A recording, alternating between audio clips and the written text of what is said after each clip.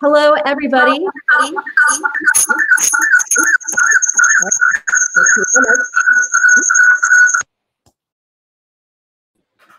Let's try that again. Hi, everybody. Welcome to the first of our SQIP virtual salons, during which we may be working out a couple little troubleshoots here and there.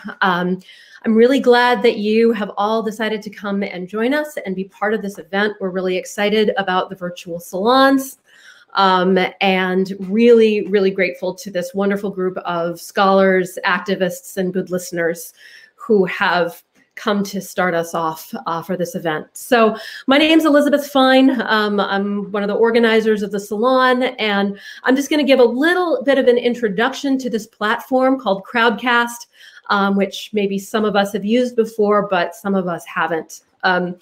Can everyone hear me okay? Can someone put a little note in the chat just to let me know that you can now hear me and see me okay, if you can, just to make sure this is working? Awesome. Thank you, Rakshandra. So wanted to give you guys a little tour of how to use this Crowdcast platform. So as you've probably seen, there is a chat window where you can send messages to each other, and these are seen by the whole group. So this is seen by everybody. And so it's a great place to introduce yourself, to share reactions and thoughts as the talks are going on. If someone makes a point that really resonates with you, to mention that, to give a little applause, or just to respond. We really want these salons to be collegial and a place where we can kind of hang out and chat and talk and react together, discuss things and converse. Chat window is a place to do that during the event. There's also a section on the bottom where it says ask a question. And if you would like to pose a question to the presenters for the Q&A, that's the place to do it. So you click on ask a question, you share your question. If you really like someone's question, you can upvote it and it goes up in the list of questions. But at the end of this event, we're going to have some time for Q&A and discussion, and that's when those questions are going to be answered. So in just a minute, I'm going to hand over the virtual stage to the moderator of today's event, Pei Wei Li.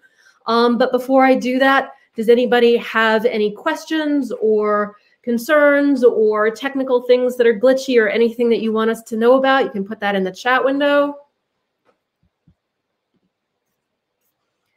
Looks like no. All right, then I, without further ado, am going to invite Pei Wei up to the stage.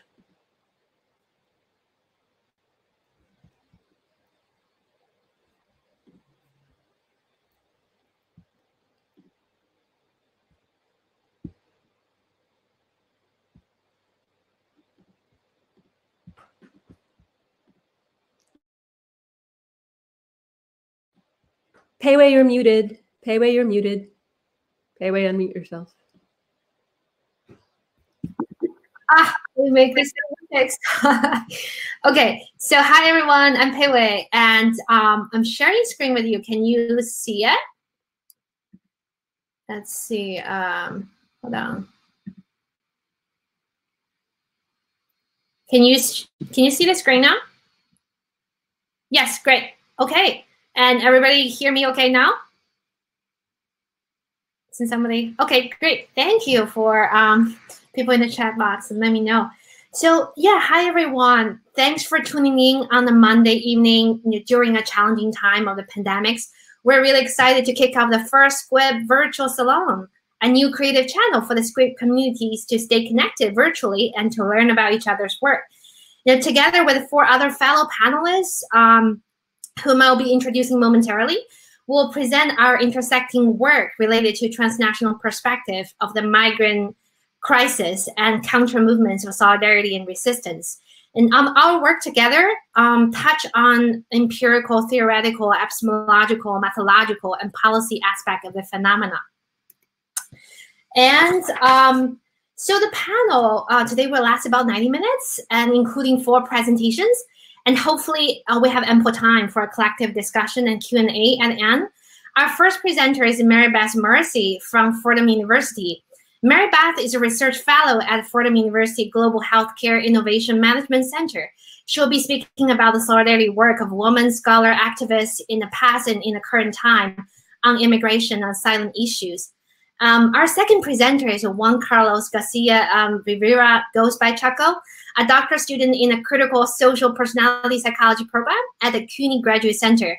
He will share his scholarship on transnational and local reflexivities of mental health practitioners who are working with refugees and asylum seekers from Central America.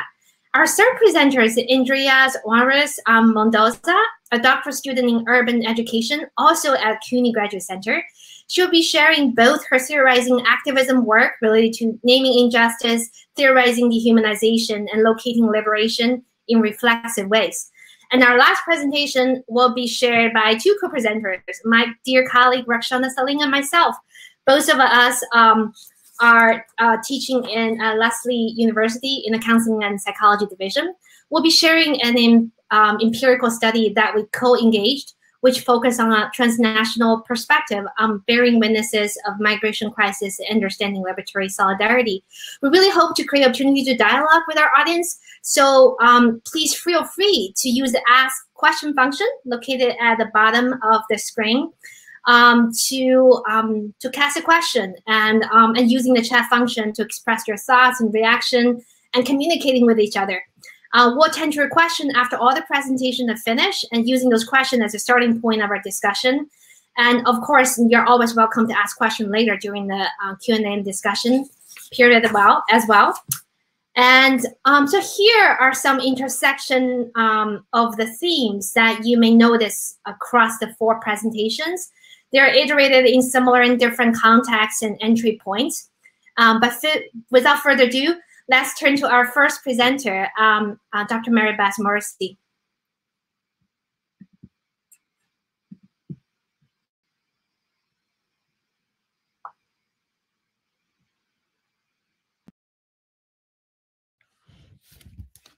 Good evening, everyone. Delighted to be here with you this evening and looking forward to these dialogues. I want to thank Payway, Elizabeth, and my co-panelists, as well as SQIP, excuse me, for hosting this evening. Elizabeth?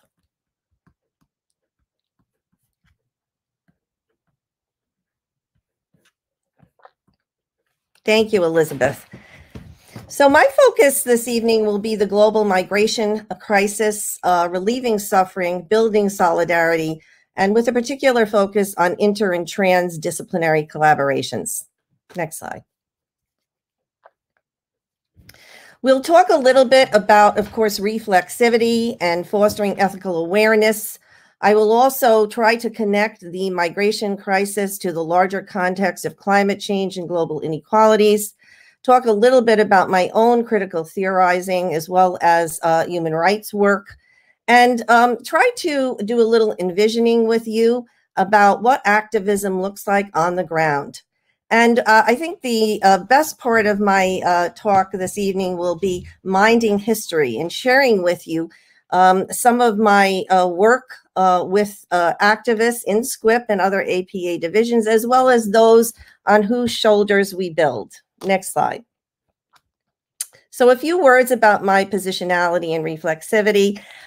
Here are pictures of my early life immigrant caregivers, my Irish immigrant grandmother, who was a fierce political activist in Washington Heights, New York City, and my next door neighbor, Beatrice Peltzman, who was a refugee of the Holocaust and who is my surrogate Jewish mother. Next slide. So we do want to engage this evening in what I call active reflexivity. Certainly, I want to share with you my challenges in my visits to the detention centers working with refugee mothers in terms of my being a white woman and a person of privilege and striving to bridge that distance with refugee mothers created by my privilege, as well as the ethical precarity of being in a detention center in the first place and the challenges that that raises. Next slide. Next slide. So I'd like to draw your attention to the wonderful work that's been done by Pope Francis in his encyclical Laudato Si I don't think anyone has mapped out the connections between migration and climate change and globalization better than Pope Francis has done. He identifies the human contributions to climate change as well as the global North and global South inequalities. And we'll talk a little bit tonight about the country conditions in Central America. And importantly, he also draws our attention to the ethical limits of human knowledge, power, and development. And I particularly like his naming of global solidarity in terms of care of our common home. Next slide. Next slide. So I want to draw a little bit tonight on the work of our colleague, Thomas Teo, who was unfortunately not able to be with us. But Thomas has written recently about his theorizing on the ontology of the subhuman and its relationship to racism and fascism in the context of persons who are migrating. I think this is very, very important work and certainly provides important area for us to reflect upon this evening. I am doing a lot of work in my theorizing in terms of looking at things from a person and social justice centered frame. And also not only looking at the problem of suffering in the context of persons who are migrating, but also what does our response look like? What does our activism look like in terms of an active holding, building what I call maternal and palliative environments that mitigate suffering? Next slide. So the other piece that's very important to me is moving from activism to actually advocacy for changes in policy. And here I'm drawing on a phenomenology of law perspective, transcendentally informed, and accounting for the role of subjectivity and intersubjectivity. Here are a few things that are going on in terms of changes in the policies of the current administration. And most importantly, note here that there has been a major assault on asylum law in the United States in an attempt to really eviscerate it. Next slide. So here's the really exciting part of my talk tonight, and that is talking about the women activists and their accomplices in psychology, social work, bridging centuries, and who have influenced the course of history in my own development. And next slide. So here is my great collage where I feature some of our wonderful colleagues, starting over in the upper right-hand corner, of course, our own Michelle Fine, who's been such an inspiration in this work and a support system. And to her left, accomplice numero uno, Fred Wirtz, who has interviewed Michelle as part of our project. And I really urge you to listen to Fred's oral history with Michelle. I think it's something that we will treasure for years to come. And there are a number of other activists here that I call your attention to. And I have some slides later where you can dwell on these a little bit more. Next slide.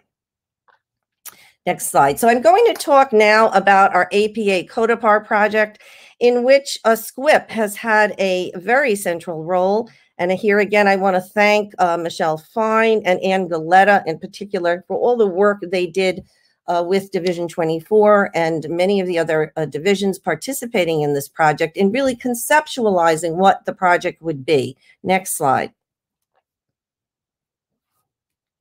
So we settled after many long meetings and dialogues on using oral history methods to try to understand better the immigrant and refugee lived experience through the lens of the volunteers and activists. And this has proven to be a very, very fruitful approach. We have a number of these oral histories on the Division 24 website now, the project website.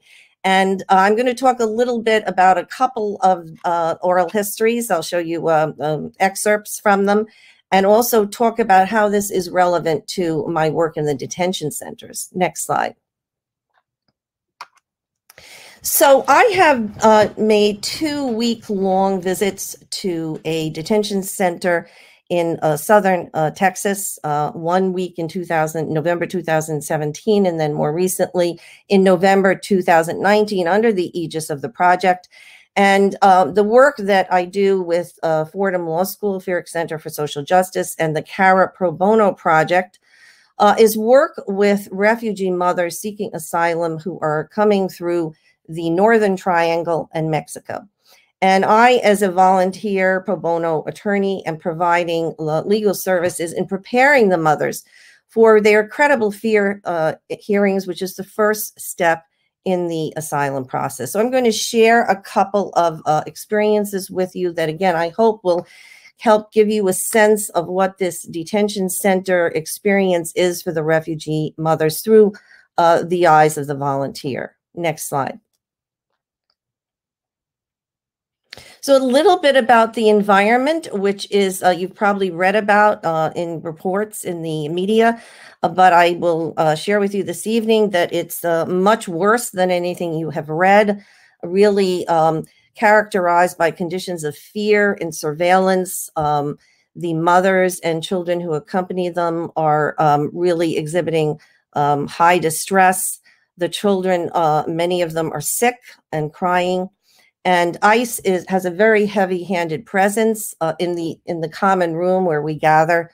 And one of the hurdles that we face in meeting with the refugee mothers is identifying translators. I was lucky enough to have student translators with me on both visits, and I hope, Elaine, you are with us tonight, perhaps.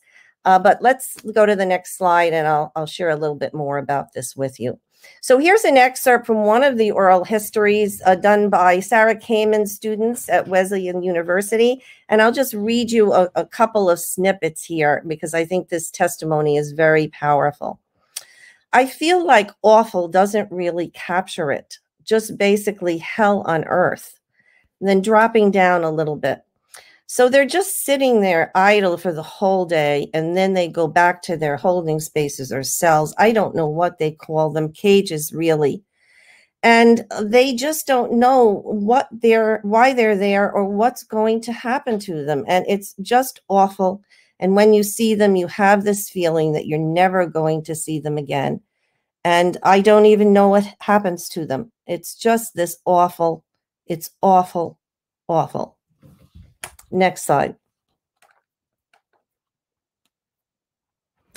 So a little bit about the context of the interviews with the refugee mothers, and we do go through trauma-informed training before we go to the detention center. I mentioned at the outset about the challenges in this work, particularly the distance that I experience, and I'm sure the refugee mother experiences because of our vastly different cultural contexts. I certainly cannot represent that I stand in the shoes of the refugee mother. I don't have the lived experience perspective of the horrific systemic violence in the countries that these refugee mothers are coming from. And the stories are a complicated story of journeys from their countries of origin to the border and then to the detention center. So there are many layers of trauma here. The goal in the process of meeting with the mother to prepare her for her hearing is really to try to create a safe environment, build trust, even though we are together for a very short time, using strategies of empathy and empathic gaze if the mother is welcoming of that interaction. We have tissues on the table, and we do work very hard to convey a sense of empowerment to the mother without any false assurances and a sense of hope in the midst of despair. Next slide. I mentioned that we do have trauma-informed education and training, and this is a link to the webinar that was done by Jeff Kagan-Trenchard, who was one of our project participants, and I urge you to see it. It's really wonderfully done. Next slide. So I share with you this story of a Guatemalan woman I met with in 2019, and this experience is still very present to me. This particular woman spoke an indigenous Mayan dialect, and I worked very hard to try to find someone who had any knowledge about the dialect but was not successful. And it was really very distressing that we had to go forward with the prep process, not having a translator and someone who could speak the language that this particular refugee mother understood. But it took quite a while to help this refugee mother feel comfortable with us. And after 2 meetings and many hours together, she eventually did share with us the terrible, horrific violence she was subjected to. She was a Pentecostal cantor who was proselytizing in the streets. She was kidnapped by the gang in that area, held for several days without food, and subjected to gang rape. And she was threatened with death unless she ceased her religious practices. But what I'd like to highlight this evening and share with you is, again, the presence she had to us and her sense of resilience and strength, even in the midst of this terrible, terrible violence. Next slide. This was also a very, very tragic case involving a mother who, with a 4-year-old child who had been experiencing distress, not eating. She had made several visits to the on-site clinic and had been told on all occasions that her child was fine. The child continued to deteriorate and eventually expressed her wish to her mom that she no longer wanted to live. The conditions of detention were so intolerable and unacceptable. And of course, this was very traumatic for the volunteer attorney who had this a meeting with the mom, and certainly a feeling of powerlessness on the behalf of the volunteer who really cannot affect any meaningful change in this type of situation. But what we did do was I joined the volunteer attorney from Human Rights First in getting what's called a medical declaration from the mother, so we could help to document the very limited or no access to health and mental health services here in the detention center. Next slide. So I'm sure you're aware that COVID-19 has only heightened suffering and precarity in detention, and the most recent reports are really very frightening. Apparently, ICE is housing unaccompanied children in hotels, and this is a shadow detention system because it's not subject to any oversight by government agencies and regulators. And so obviously we all have to be very, very concerned about this. And I and all of you with whom I work in all of my circles, legal circles, social work, psychology, certainly are joining together to call for an end to detention. It's not enough simply to seek improvement of the conditions. We want detention to end. We want family separation to end, and we need to join together and continue to advocate very vigorously for humanitarian protections for all immigrants, refugees, and asylum seekers. And certainly psychologists collaborating with social workers and lawyers have a very critically important role to play here. Next slide.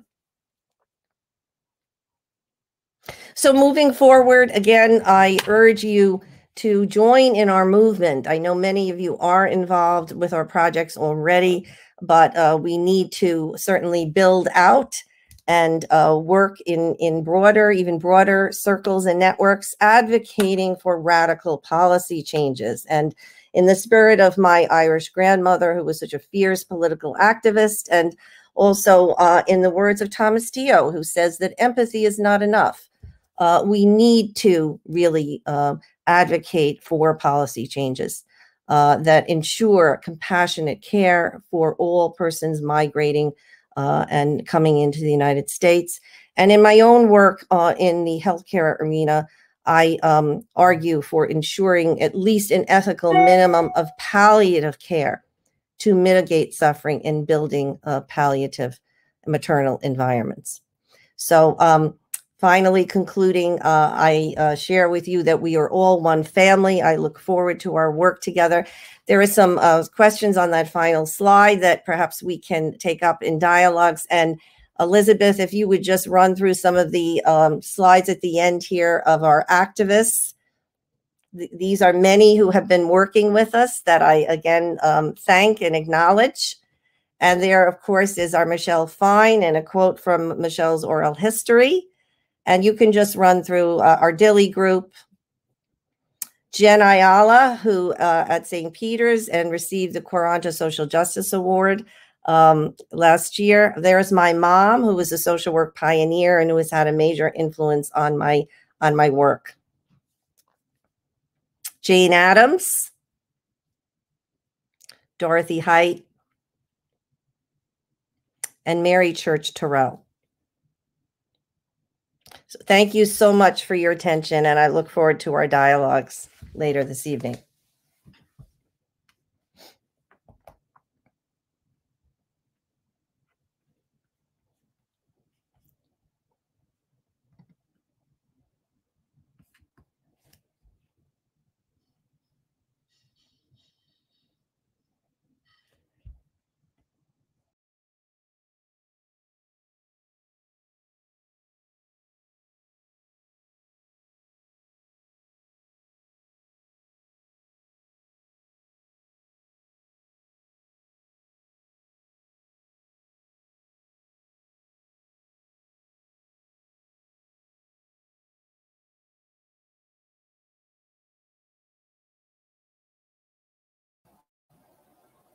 Hello, everyone.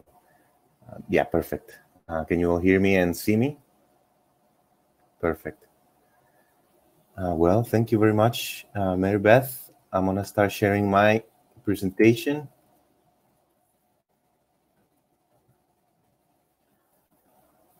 Can you see it? Can you see the presentation?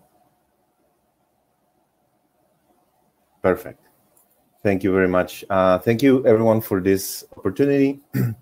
I'm Juan Carlos, or I go by Choco. I'm a doctoral student in the critical social personality psychology, and I am from El Salvador, born and raised, and I also got my undergrad in psychology over there. And I've been in between the US and El Salvador practicing therapy, now engaging into research and issues related to migration.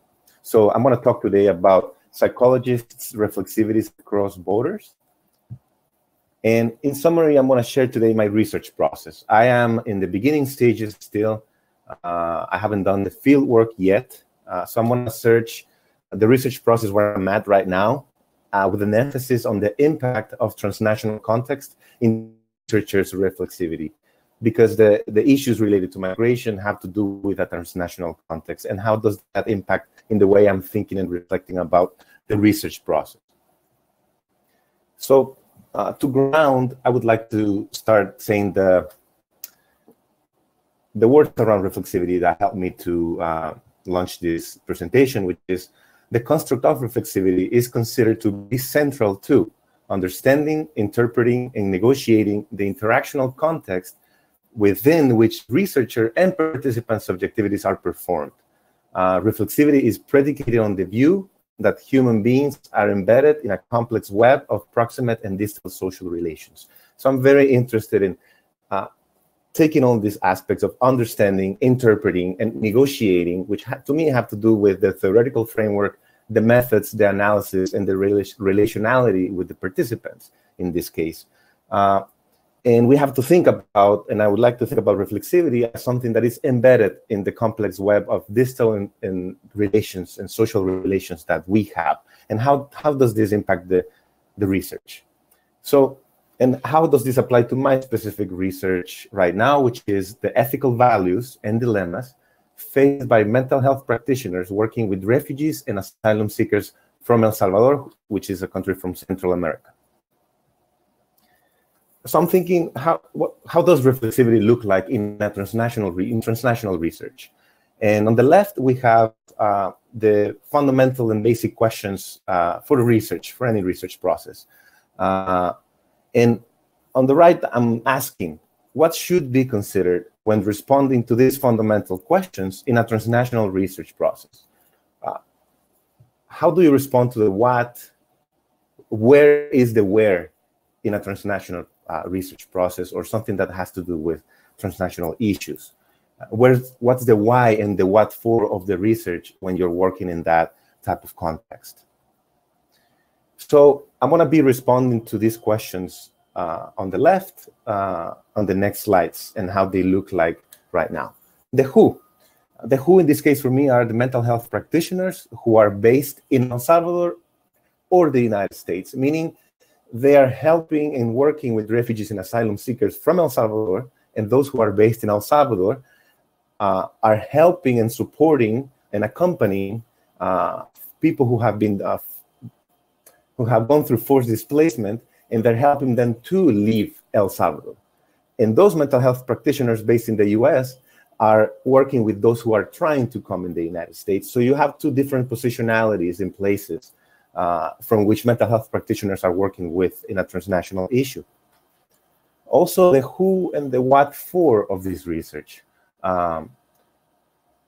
This quote says that there's a growth of mental health counseling programs across the United States and across the world.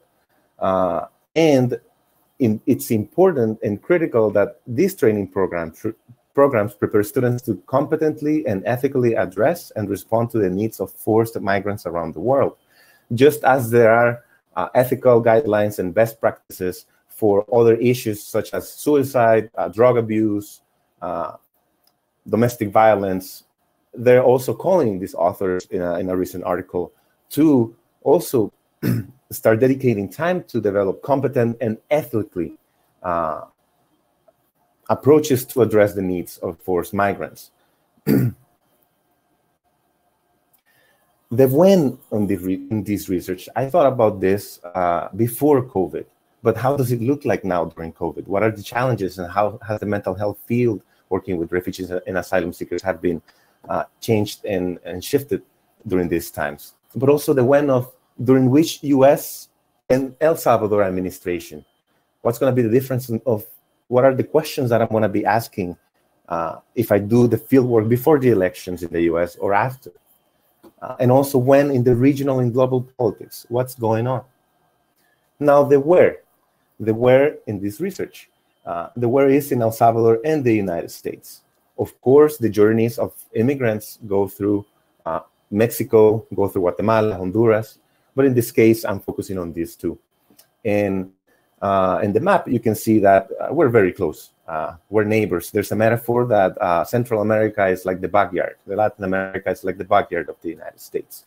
And also, El Salvador is considered one of the countries in the northern triangle of Central America, alongside Guatemala, Honduras, and El Salvador. We share a lot of history, but we also share a lot of our history and relationship with the United States. There's a lot of patterns and a lot of commonalities with these three countries. The United States is what some call the global north, what is part of the global north, and Central America would be the global south. I know there's critiques about these concepts, but I'm just sticking with them for now. So the where, in the United States and El Salvador, there are two hierarchies.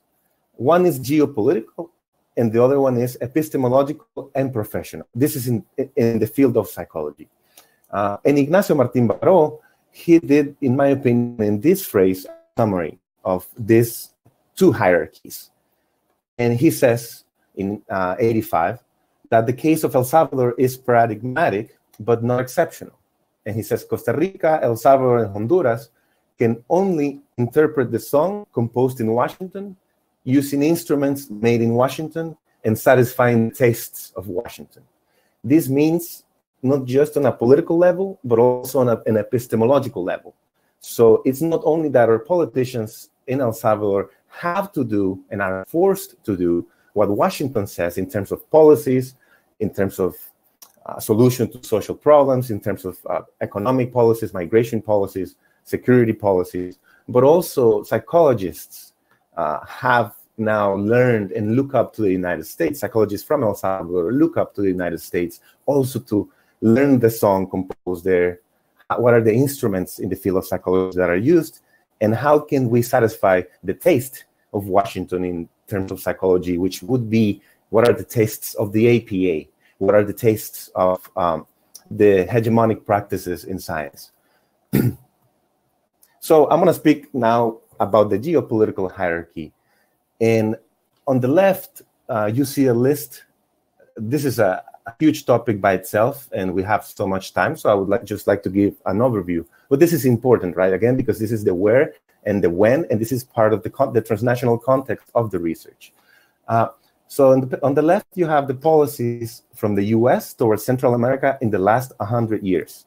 Land dispossession, exploitation of natural resources, privatization of public services, even water, which is something being fought right now in El Salvador, military invasion, funding of militarization and human rights violations, support of authoritarian corrupt governments, psychological control and dependency. And an example of this is the cultural capital.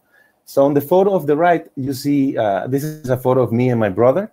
As you remember, photos were also not as widely available back then as they are now. So we are there dressed for a photo shoot.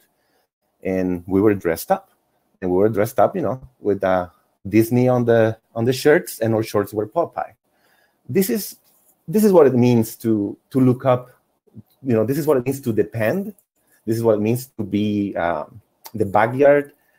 This is how it looks like to have as the point of reference for many things, including culture, including entertainment, to have the US, right? So this is something that you can see across the board. I even gave a really hard time when I was a kid to my parents because they couldn't have enough money to send me to Disneyland, right? So I usually have a hard time explaining the context to people who are not from the region because it's hard to imagine what it is to have so much influence in your country and to have so little leverage. Of course, there's a lot of social movements and resistance that has also been crushed by a lot of US policies. So this is the geopolitical hierarchy. There's even a saying that when the US has a cold, El Salvador has a pneumonia in terms of, yeah. So now I'm going to speak about the epistemological hierarchy, which is the other one. And it has to do with knowledge production and distribution. And for example, issues related for evidence-based practices, for example, or the code of ethics. Most Salvadoran psychologists take the APA as the reference for the state-of-the-art theory, ethics, and practice. For example, the DSM is deeply ingrained in Salvadoran psychologists' culture and understanding of just this is what mental health is, even though there's countless other documents like this.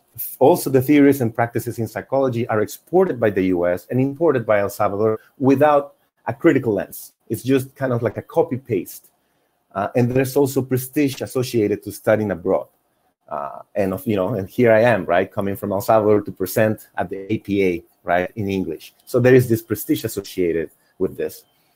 There's also ethnocentrism, the weird and wasp samples over representation, which means that in the field of psychology, as many are familiar, there has been an over-representation of privileged populations, and there have been made universal claims about human beings based on this inequality and disparity in representation of the people in the research. There's also been data extractivism. So there's lots of people who come from countries like the US and the global north to do the fieldwork in El Salvador, and then they go back and improve their careers in the US. So there's a lot of these practices happening. And finally, scientific mimicry, which was told by Martin Bro, and it refers that a lot of Latin American psychologists have historically looked at the US as the big brother in terms of the big brother for theory, practice, and ethics. So we're trying to copy.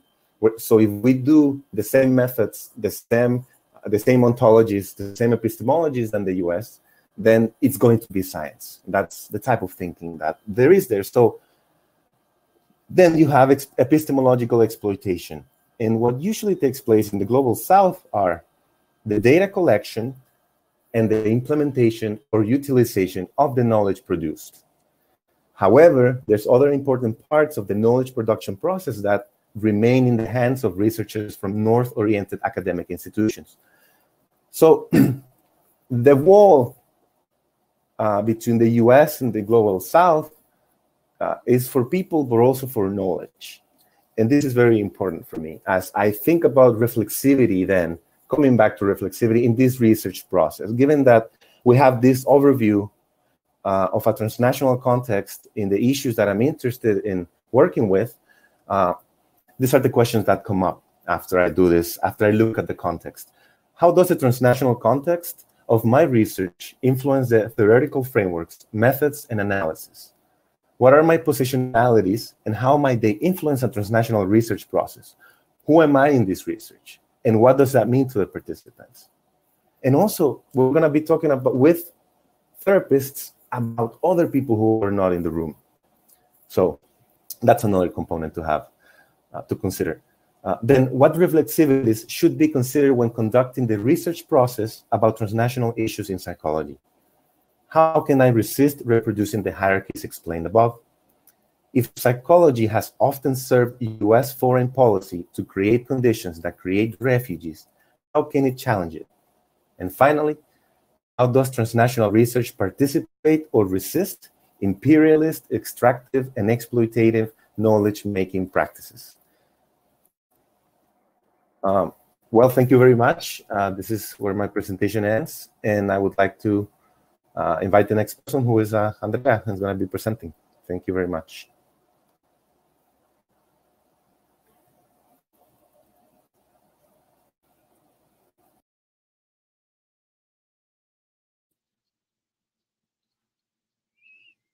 Hi, everyone.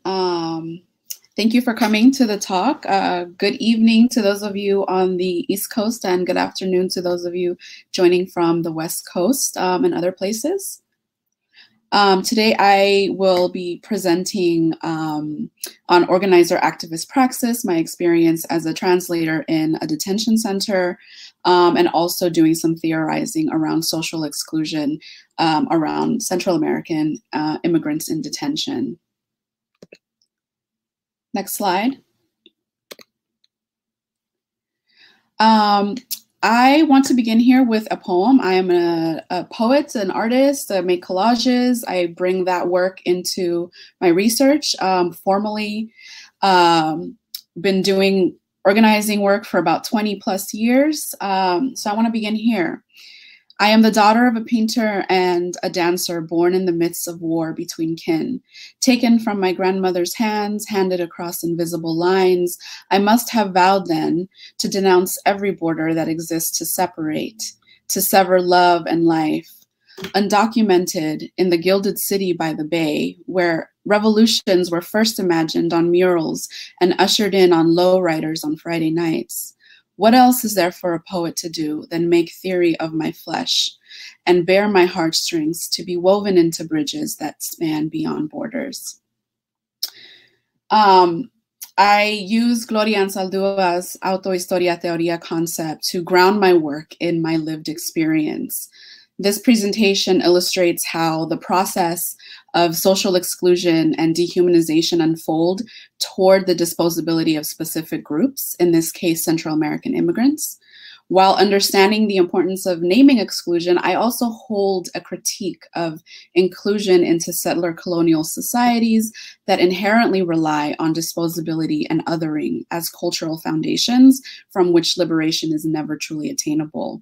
So it's within these tensions of naming exclusion, critiquing hegemony, that we as scholar activists find ourselves confronting and navigating contradictions in this work. And it also is in facing our contradictions that we find opportunities to see beyond the borders towards resistance and liberation. Next slide. So here are just the table of contents, the things that I'll be touching on today. Next slide. Thank you. And next slide, naming injustice. So I base my analysis of social exclusion of immigrants within detention centers on these two definitions. You can take a moment to read them as I explain a little bit about what I'll be doing with them. The first, social exclusion, is defined by Silver. And what I'm highlighting here is that social exclusion is a multidimensional process. So I'll be describing that a little bit more in detail in the following slides. I also draw from Bustamante, Jashani, and Stout's concept of cumulative dehumanization from which I want to highlight the fourth condition, which is a force met with individual and collective resistance, as this will support my argument that organizer-activist praxis can help us better recognize when and where resistance is necessary, visible and active in our work with marginalized communities. Next slide. Thank you.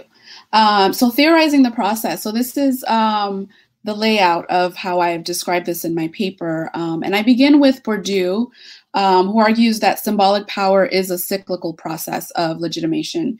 In other words, symbolic power reproduces itself through acts of naming and defining. This is an othering process that defines what is, what isn't, what is good, what is bad, who is deserving and who is not, which leads me to deservingness, which Patel suggests is a centuries-old discursive frame for to delineate humanness and worth.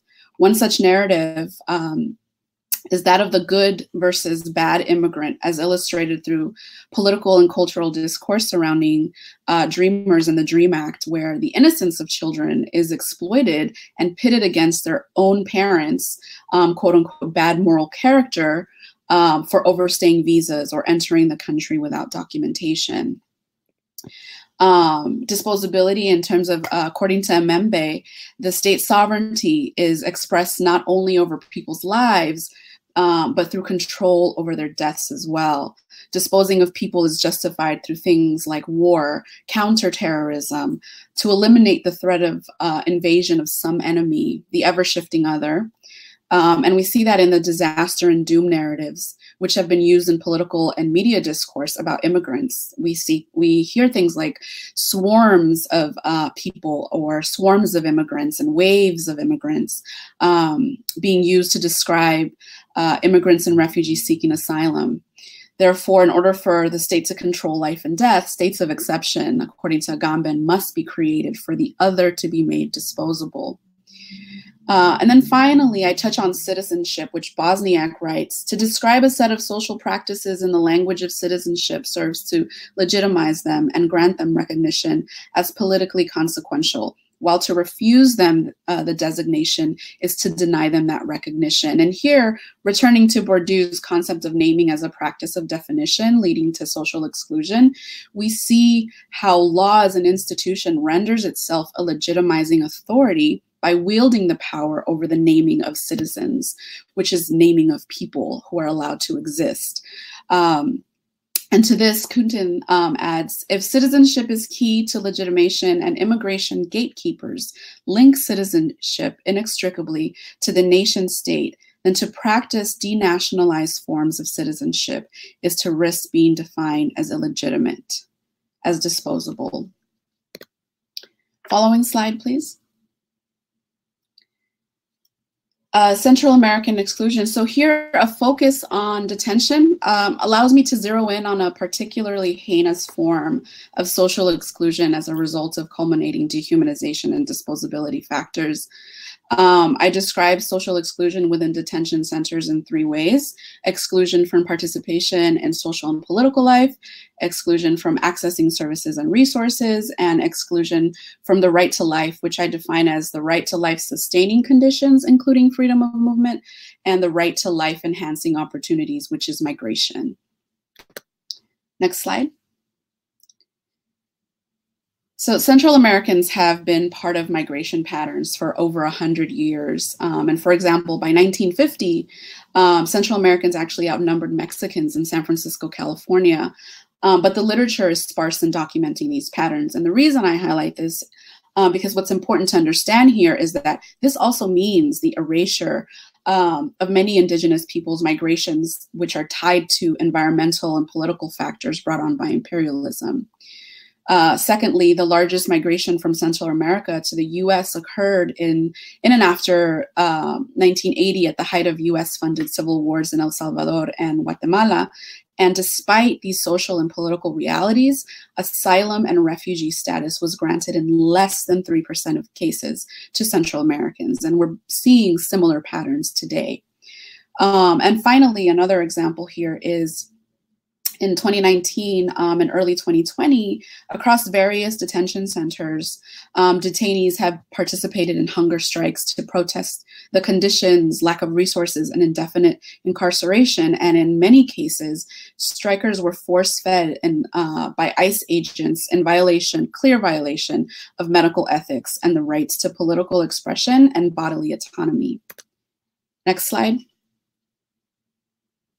Access to services and resources. A report by the Women's Commission for Refugee Women and Children conducted an assessment of 2 detention sites and found that ICE's penal approach to detention means that detainees are forced to remain in detention centers and comply with prison-like rules and conditions, which severely limit access to necessary services and resources, some of which are basic things like nutrition. They found that nutrition is substandard and not appropriate for children or pregnant women. Mental health services are not sufficient and culturally appropriate. People have expressed that they've been discouraged from accessing or seeking mental health services by threats of family separation. And the Flores Settlement Agreement has been violated regarding children's education and mental health needs and rights, including daily instruction and access to weekly counseling. And there's a ton of these examples, and these are just 3. Next slide. So what we are really discussing here through the process of social exclusion and dehumanization is a violation of the right to life.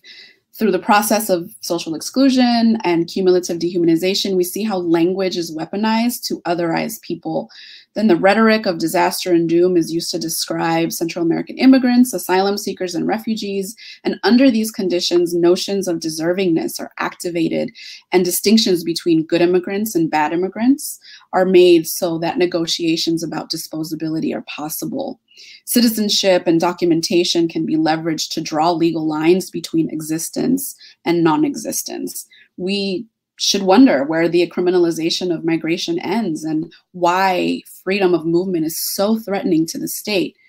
And here I return to Bustamante, Jashani, and Stout, who remind us that cumulative dehumanization is also a force met with individual and collective resistance.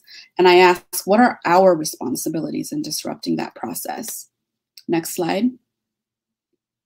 Assata Shakur tells us that where there is oppression, there will be resistance. Next slide. So I shift now to a brief discussion on locating liberation. I describe a moment I witnessed at the Dili Detention Center, where I was a translator, that reminded me of the enduring spirit of people in resistance and the complexities before us when we choose to look closely and listen intently. Next slide. I draw from decolonial feminist scholars theories of being as knowing and embodiment, some of which are represented here and many more that are not. But I'm also guided by unacknowledged knowledges of organizers, activists, artists, and community healers whom I've worked with for over 20 years. While working in spaces of contradiction like a detention center, where my ethical commitments collide with my privileges as an academic and citizen, such as when translating, I've relied on organizer activist praxis to guide me through these invisible boundaries. Community organizing work primarily seeks to name and create connections between people, groups, and communities in the name of collective action towards justice. It is explicitly political, embodied, reflexive, and responsive. So this praxis allows us to see beyond borders and to make visible what is hidden. Next slide. In this following slide, as you read through what's on this page, I'm going to read a part of where I describe what I witnessed. I'll begin. So deep at the center of the circle, one of the older women raised her hand to speak. Her name is Ixchel. In between deep sighs of exhaustion, she spoke of making the journey of nearly 3,000 miles through difficult terrain and unimaginable obstacles. Ixchel reminded the women and children of their courage and strength. She invoked spirit into the room as she led the group in prayer, rejoicing in the continued journey of some and praying for the continued fortitude that others would need as they waited for their own good news. Despite the fact that she was one of the people who would need to remain in detention, she created a space of community and solidarity with her words. She spoke of the interconnectedness of the group, the invisible threads that now weaved all their lives together. Ixchel then began a chant. Si una se queda, todas nos quedamos. Si una se va, todas nos vamos. If one of us stays, we all stay. If one of us leaves, we all leave. This moment of bearing witness was one that I had not anticipated, but once it began, I was pulled into the circle of this multi-layered cocoon. The symbolism of the concentric circle that I saw with the attorneys on the outside closest to the walls of the detention center standing guard on the outer layer struck me first. The layer that followed were the translators standing or sitting between the outermost layer of lawyers and the inner circle of people seeking asylum, a symbol of maybe our role as language travelers carrying messages between two worlds through our bodies, feeling both the heaviness of bearing witness in that moment and the hollowness of a battery of questions intended to prove credible fear. In this layered moment, I witnessed the subtleties of infrapolitics as Ixchel, even in her own disappointment, chose to use the moment to make a speech to encourage resilience. Her words reminded the group of their shared experience and its unifying force as she led the chant to recognize their shared solidarity and to name the injustice of detention. Next slide.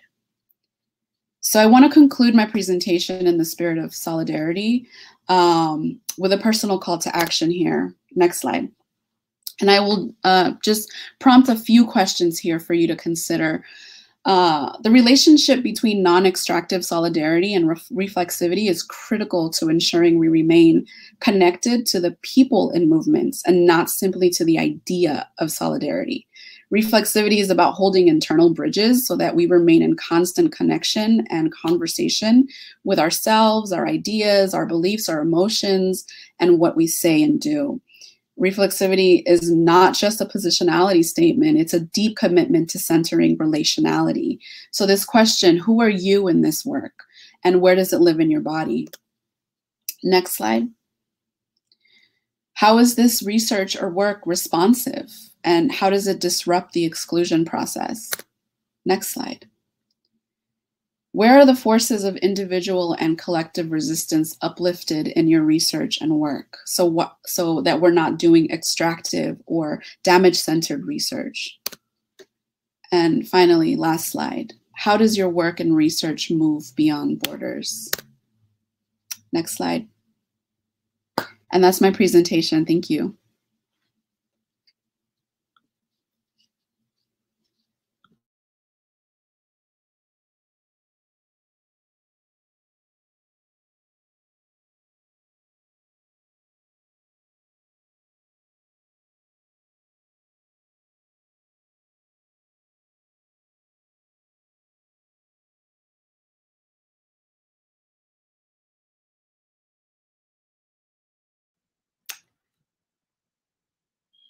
Hi, everyone. So we're back again. We're just waiting to bring another co-presenter, Rakshanda, on the screen. Hi. Hey, great. So let me see. Then I need to share my screen. Oh, wait. Okay. Got it.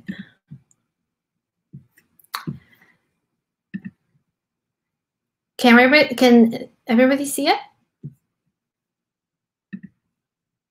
And, yes, great. Thank you. So yeah, thank you, everyone. So this is going to be our last presentation. And before we get started, we would like to just appreciate and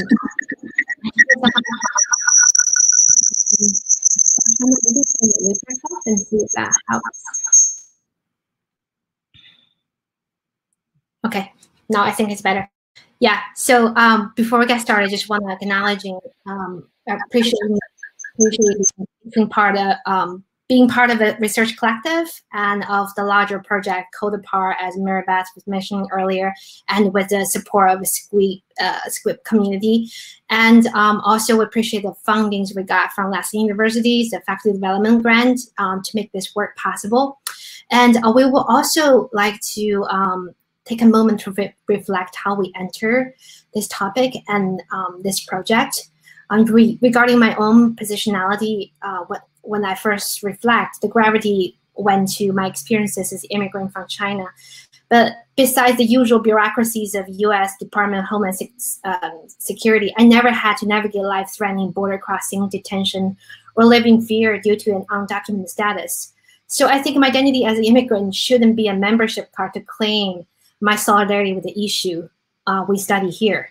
In fact, it is a danger to flatten the privileges that many immigrants like me benefit from. In the larger picture, I don't think we need to share identity or proximity with a group to feel the moral urgency to act on the injustice that other experiences. And this is my impetus to enter this project. And now I'm going to turn to my colleague, Rakshanda, to share hers. Hi, thank you, Pei. I think you might have to.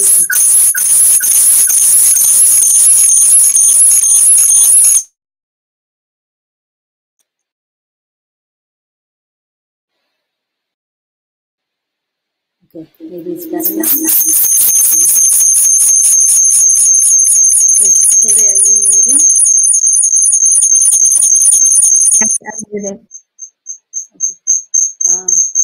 Don't know why it's happening. Oh, let me try.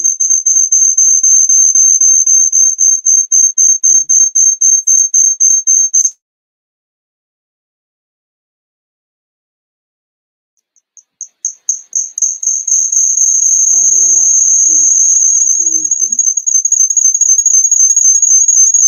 Not sure why.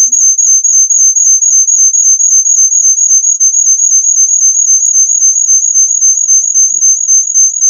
I see the note that they're working on the audio. Rakshanda, yeah, if you have I'm wondering if you have a headset, and that might make it easier. Okay, do you hear me now? It seems like it's gotten better. Oh no, it's not. Okay, is that better? That's way, way, way better. Hurrah. Excellent, thank you. All right, well, let's try it again.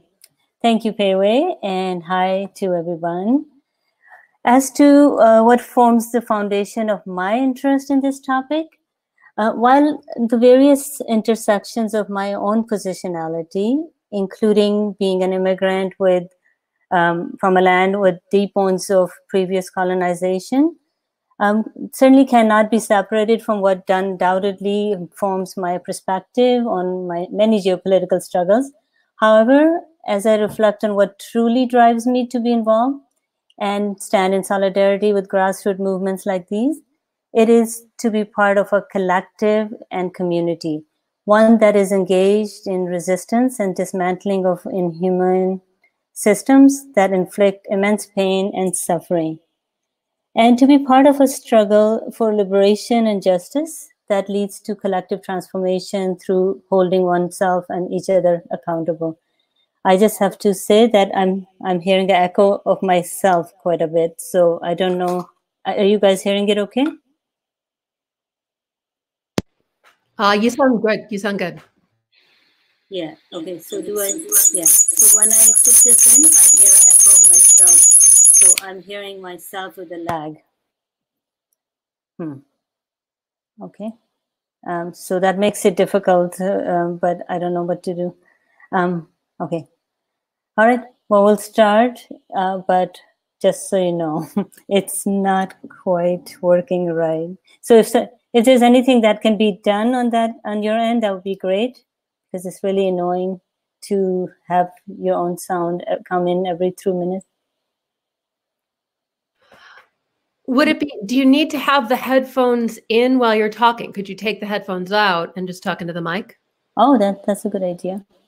Okay, but right in. So now you'll be able to hear, so just keep an eye on the chat, and if we want to tell you anything, we'll put it in chat. Okay, that sounds good. Okay, I just have to hold the mic just so you guys can hear it, right? Okay, so we'll get started with our presentation. And so next slide, please.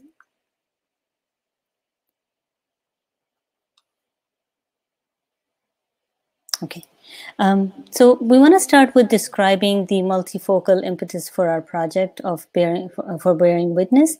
First and foremost, it is to ensure the documentation of stories and navigating and highlighting the atrocities that are committed against immigrants, given that the risk of these narratives being erased out of history.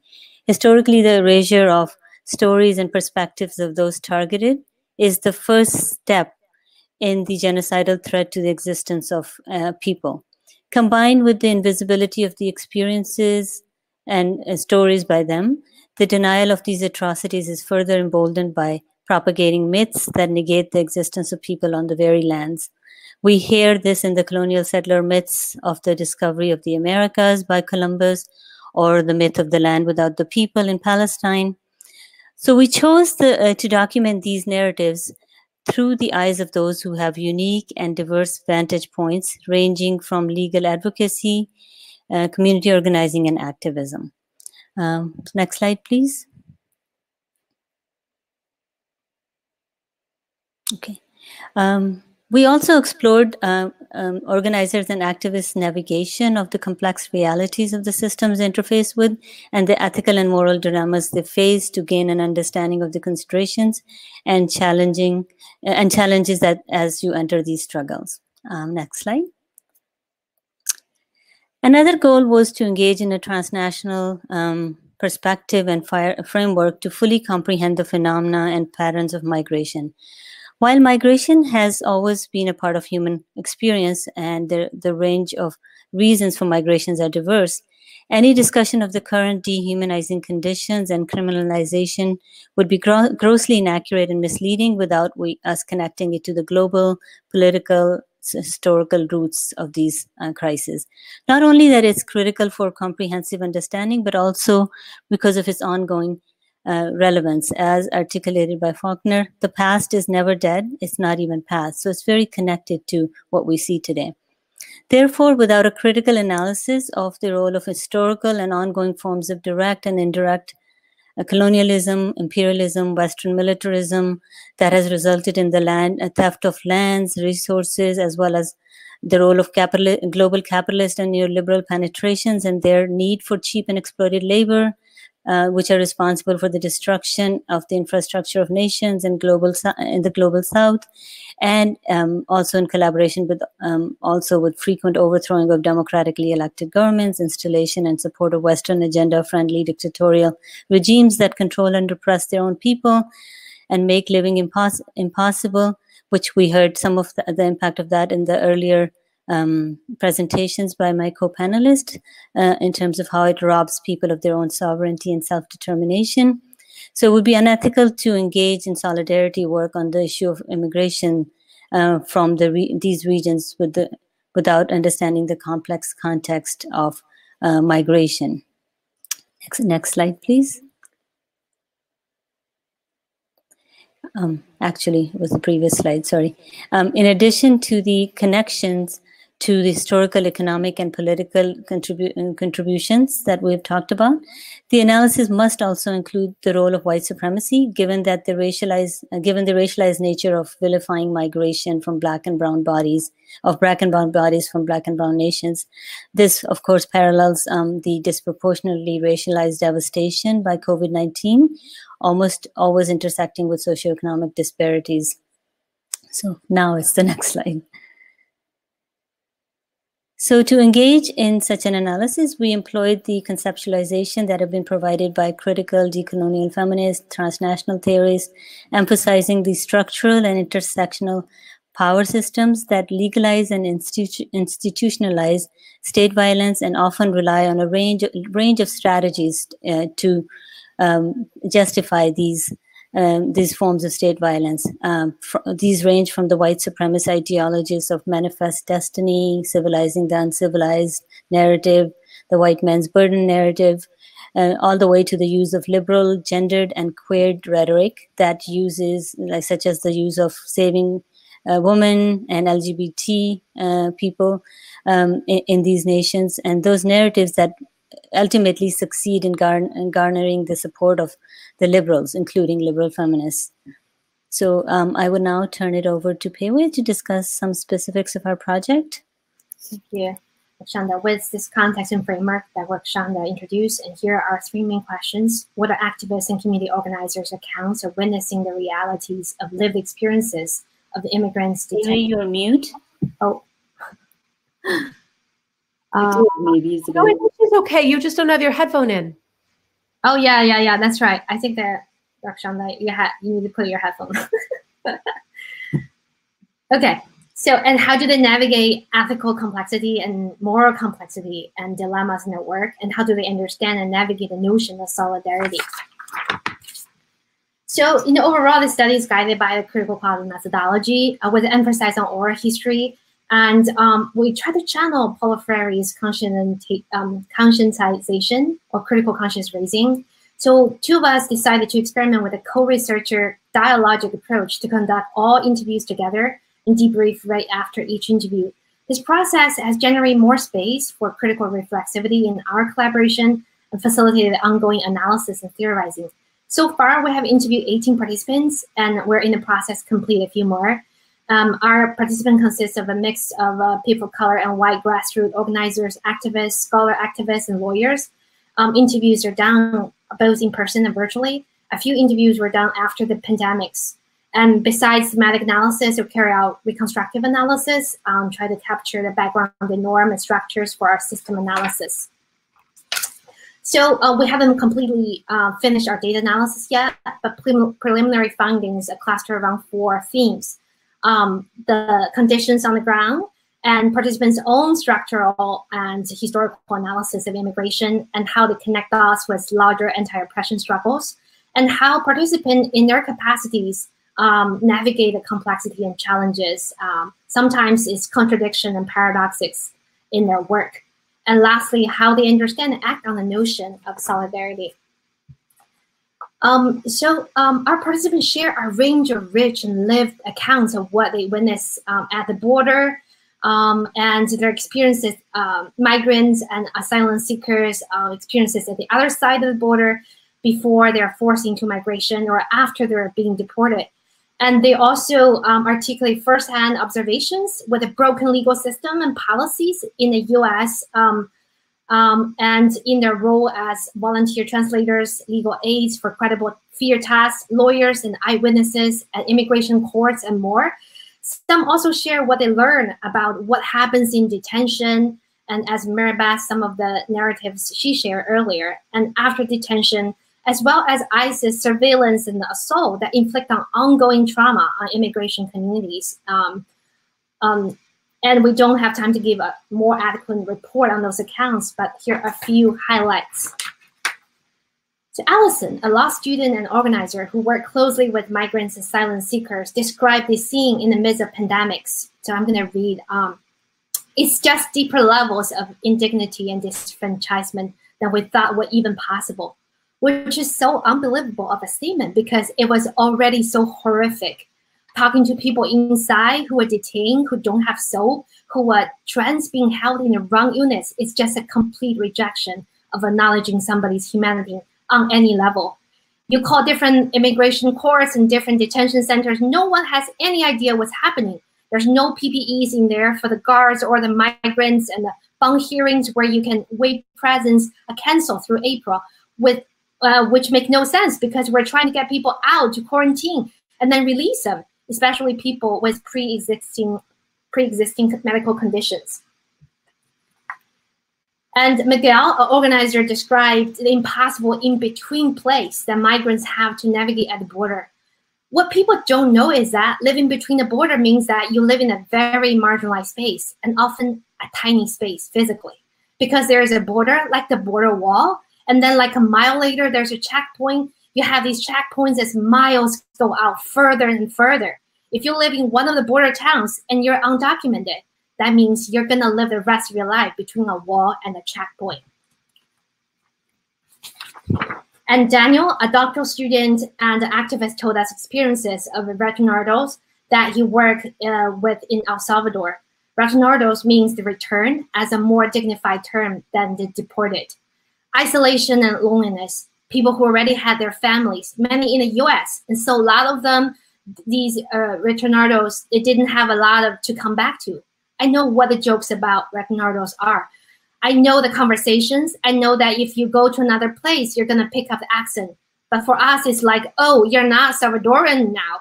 You're now more gringos, you're now more Mexican. So you came back. You didn't keep your roots. It's easy to say that if you never left. So you don't feel welcomed by Salvadoran, don't feel welcomed in all the levels, friend level, social level, job level, political level. So I'm gonna turn to Rakshanda. Okay, let's try it again and see if it works this time. Okay, give me just 1 sec. Okay. All right.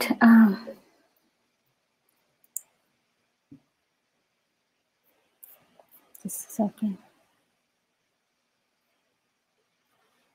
Something got disconnected. I'm just looking.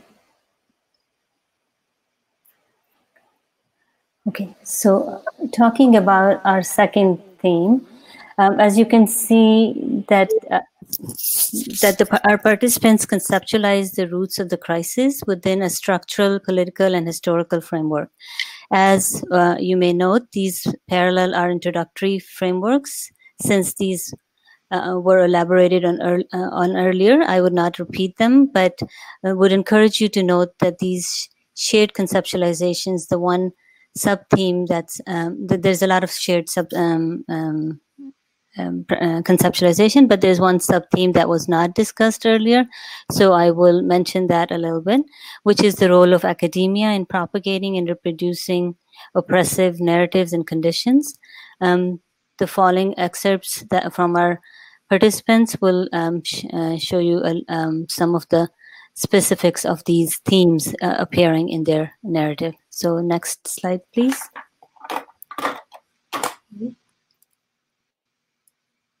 Okay, Miguel, an organizer, talks about the importance of remembering history in order to understand some of these labels that we throw around. He says, I am not an immigrant. I am actually in my people's land, bringing it back to the original story of indigenous people being taken out, cleared out by the Westerners. Next, please. We live on, Anna, an organizer and a scholar, discusses the connections between capitalism, neoliberalism, and colonization. We live on stolen land, and capitalism and neoliberalism and colonization have just wreaked havoc on the world. That is my starting point, the basis of my analysis. Next, please. Adam, an organizer, talks about the military-industrial complex in this way. The shared root of corporate power and the military-industrial complex is capitalism. Next, please. And next we have a quote about the connections that exist between multiple of these struggles that we've been talking about. So in this excerpt, we hear from Allison, a law student organizer, who says, everything is connected. Nothing is happening in isolation. Everything is rooted back to racism and capitalism.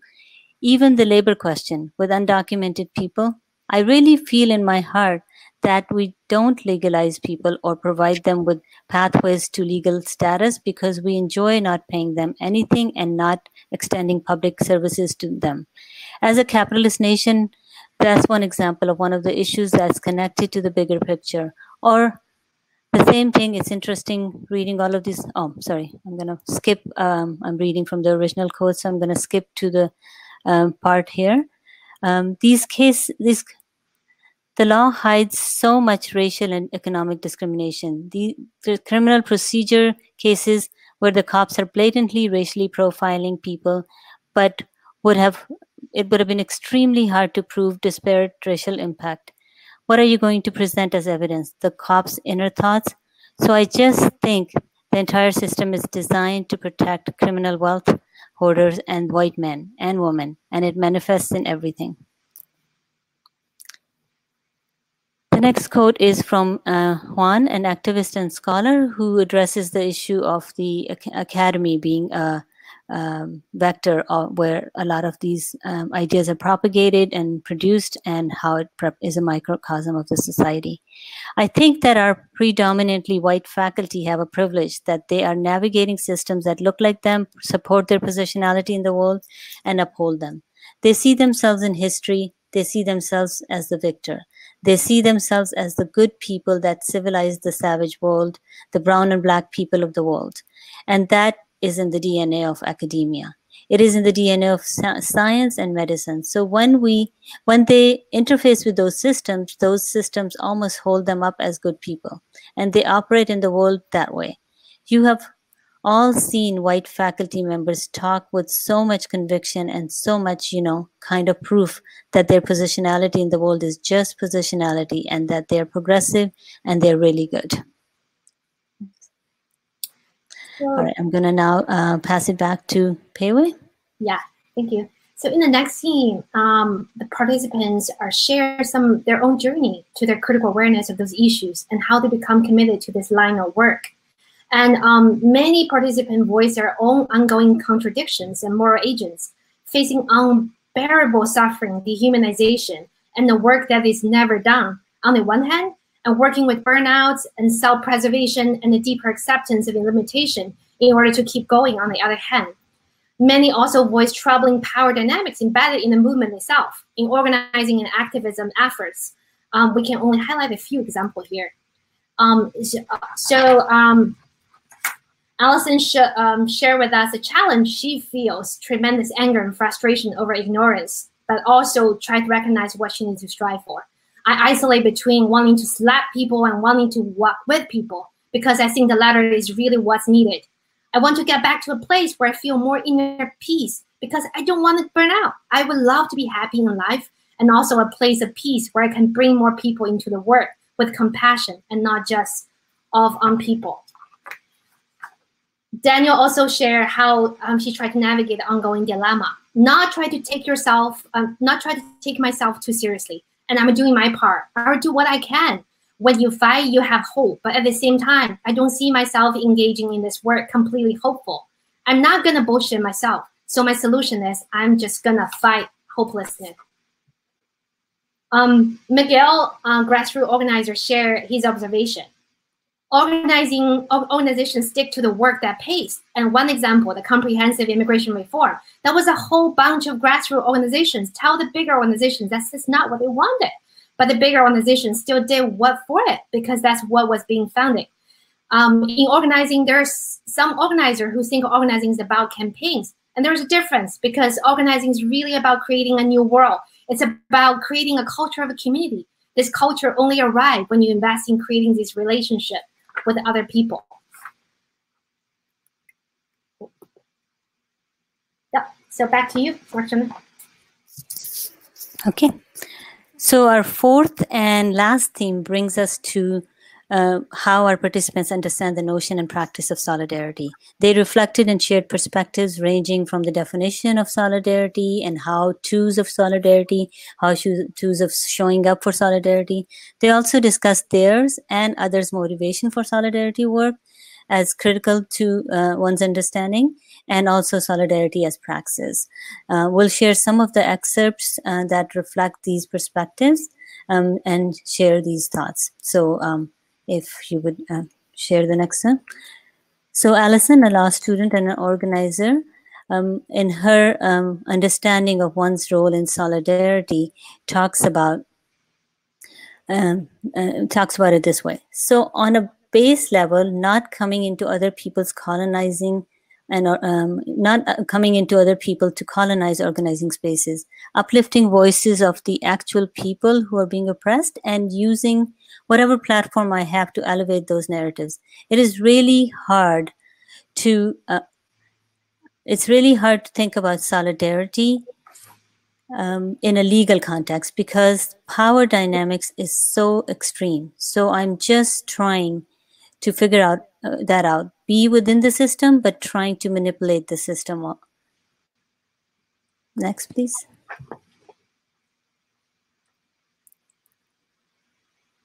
Okay. So our next person, who is Megan, and who's a scholar activist, talks about developing trust and relationships as critical to solidarity work. It starts with really careful listening and understanding what is being asked, and realizing that a relationship needs to be developed first. Trust needs to be developed, and understanding that we need to take our cues from what people who are being targeted need. So next, please. Next, we have Daniel, a doctoral student and activist, talks about solidarities as praxis. I think people have to be willing to give more and put more on the line. I think there's a portion of people that see social justice as a trend, as a way to be cool, as a way to feel that I'm doing something for the world. But I think it's important that people understand, hey, am I willing to give up something, my safety in this case, or am I willing to be beat up or be profiled by the government? Am I willing to do that for other folks? So I think I see solidarity in that way. Next, please. All right. So now that we have talked about, so we're coming to our last slide, and just basically we want to leave you with this. So what are the ethical and moral considerations for us? What implications does it have for those of us who are interested in engaging in solidarity work? What does it mean to be in solidarity? What does it require of us? How do we ensure that it's not harmful? How do we hold ourselves and others accountable? What discomforts are we willing to hold in unlearning the lessons from our implicit systems, including education system? And how and who should be leading the movements and consciousness raising? As we end our presentation, would like to segue this into a discussion with the very few minutes that we have left. Thank you for staying with the technical problems. Sorry about that. So we'll bring back our whole panel, and let's check. There's a few questions. Our panelists, if you can take a look at under ask a question. I think there's a question from Maribeth. There's 2 questions for Choco, and maybe we can start with that.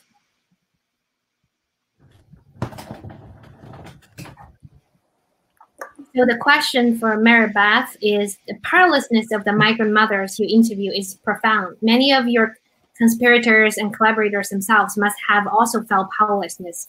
Given all these many constraints that are so real, what might you imagine would be the best possible realistic outcome of your project? And how would your quality research be crucial in bringing that about? Can you folks hear me? Yeah. Oh, okay, great, because I don't see myself. Well, first of all, I want to thank each of my co-panelists for such wonderfully rich presentations. This is just such meaningful work, and thank you so much for including me in the panel tonight. Thank you so much for the question, and I think it's a very challenging question. I don't envision the work in terms of any concrete outcomes, but more in the sense of a process that's ongoing, a movement. And so I think that also we all spoke so much about ongoing reflexivity, and that accompanies, the movement and our participation in the movement. So I do think that the oral history methods that we've used in this project have been really given us access to, as you've heard from Pei Wei, Rakshanda, and some of the excerpts that I shared. I think the testimonies are very, very rich, and I hope we can build on this. So I hope that's responsive to your question in some way. Thank you. Yeah. And Choco, there's 2 questions, and did you see that? One is about considering technology and how we shift reflexivity and positionality. And another question is within the list of intriguing questions you posed to the audience, and what did you found most difficult or more able to answer? Can you hear me? Yeah. Cool. Thank you. I want to go to the first one. about how technology may shift reflexivity and positionality. That's a great question. Also, given that now, many of us are getting more used to doing Zoom calls and things like that. For the methods, I was thinking about doing a conversation, like before the pandemic started, I was thinking about doing a conversation on Zoom, on Skype, with the therapists from both parts, from El Salvador and from the United States. And because, it's pretty much impossible to put them together in a physical place, even though that's what I would like to prefer. So then you have to deal with the technology, and that to me is something that I'm still exploring, in terms of, should I do breakouts? Should I facilitate the whole thing? Should I, for example, do it in English, or should I do it in Spanish? And also because we're going to be talking about issues that have to do with immigration, which is very important and very politically charged. So I'm also thinking about the difference between speaking these deep issues about people who have been otherized and who are suffering through the policies. So just really, how can we talk about it also in ways that are not giving too much information away, or also that we talk about the breach that exists, the confidentiality that many therapists and counselors have breached now recently in terms of refugees and asylum seekers. That's what I can think about that. Then going back to the other one, that's a great question. I think if I can choose a question from the ones that I had at the end, I would say, if psychology has often served U.S. foreign policy to create conditions that create forced displacement and refugees, how can it challenge it? Of course, that's not something I'm able to fully respond, but I definitely think that the framework, a transnational framework, and talking about the geopolitical context is a way in which I'm trying to resist that. So, because often the most common narrative is, oh, these people are coming from these messed up countries that are corrupt and that have violence, Of course, all of that is true in some ways, but those are the results of other policies. So a lot of people in the mental health field are only dealing and focusing on the symptoms, on the expressions of pain and traumatic experiences that people have. But a lot of therapists are rarely connecting it to the wider picture. And I really wonder what best practices would look like if we are trying to think about, this is a transnational issue and not just an issue of mental health. It's an issue of foreign policy. So I think that really trying to keep the historical and the political and the context and connecting those dots is one way in which I am trying to resist and not making an isolated experiment about, again, evidence-based practices, but trying to connect it to the big picture as well. Thank you, Chaco. And I know our time is already over. So, people, if you need to leave, then feel free. I just want to say thank you so much for coming. For those of you, if you have questions and haven't get a chance to ask or want to engage in a little bit further conversation, I think the panelists can stay for a little bit and to have some chat. And for this is our first one, and I think the second one is on September 14th. So there will be every month we have a salon event. So please tune in and continue to support this new initiatives. And thank you for everybody for making it tonight.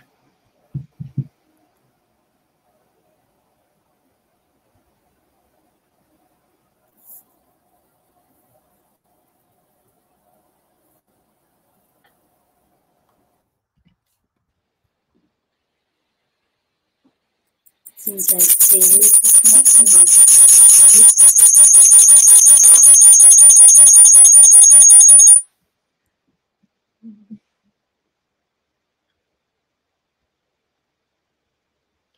Well, it looks like we may have, oh, there's Payway. Okay, great. I'm back. Yeah, so just see if anybody who remaining, it's just hard to tell who are still online and not. And if you have more questions, then feel free to ask either in the chat box or ask a question. Or if you have any comments, actually. Yeah, it's harder to have like the actual, like what's that called? Like one-on-one like conversation, because maybe that's one of the limitations of this platform. Yeah. Yeah, it's definitely more like a show and less like a meeting. Right. I forgot about that part. They can only type in rather than talk. I just want to take a second to thank everybody who's been making comments in the chat, and there have been some really wonderful observations and kind of amplifying and boosting of particular aspects of the presentations, the conversations, of some of the work that all of our different panelists have been doing. So thanks to everybody who has been kind of taking that up and engaging with this technology, and speaking of technology, and making use of it to engage with the speakers. Big thank you for Elizabeth for behind this whole making this series possible. Really big props. Just like a really cool new initiative of SQIP to get people connected. Thank you so much. Absolutely, thank you. I'm trying to avoid saying anything because of that. Well, thanks also to Pei Wei and to all of you, and to Mary Beth for organizing, and to all of the panelists for, I mean, your work is so courageous in so many ways.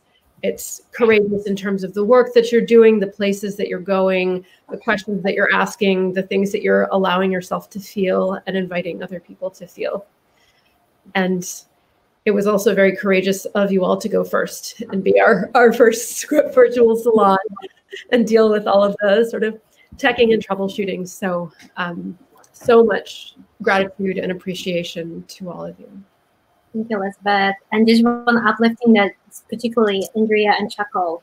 I just feel so amazed by your work, and I'm feeling so hopeful and very inspired to see you as a student and your growth, and what kind of amazing work you know continue to do down the road. So absolutely, I want to echo that as well, and echo. Real echo. So unless anybody has any other questions to pop in the question box, it looks like people are starting to kind of disperse a bit. So yeah. Yeah, so we're just concluding our first salon, and thank you so much again, and we'll see you in September. All right, good. See you. Thank you. Thank you. Bye.